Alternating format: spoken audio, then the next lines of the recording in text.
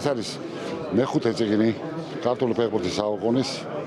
ერთადერთი გახსენებთ რა, ევროპის ჩემპიონატის დროს, როცა პორტუგალიის მომგედა გავედით, მსოფლიო პრესის სათაურებში სულ ფიგურირებდა ერთი ფრაზა: აქამდე სად ვიყავით ქართველები. აქამდე სად ვიყავით? ეს აუცილებლად დასაწერი იყო. დასაწერი იყო, იმიტომ რომ უმცროსმა თაობამ ვინც ახლა გამოდის, იმათაც უნდა იცოდნენ საიდან მოდიან ვისი.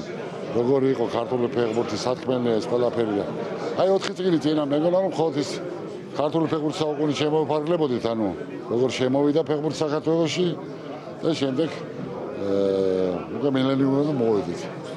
მაგრამ არ მეგონა და მასავით გამომივიდა დიუმამ ბოლოში ვიკონდე ბრაზილონები დაწერა, ამ საუკუნეშიც მოგვიწია გადმოსვლა.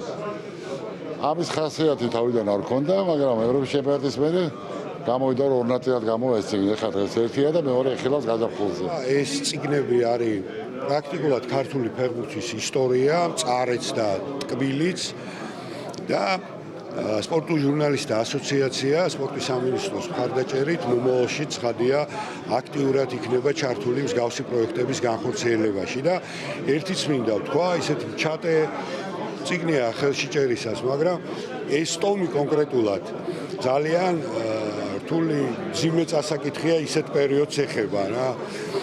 მართლაც ურთულეს პერიოდი გავიარეთ ყველამ ერთად და დღეს მე იმედი მაქვს სწორი გადაწყვეტილებების, უშეცდომო გადაწყვეტილებების და ქართული ფეხბურთის მომავალ.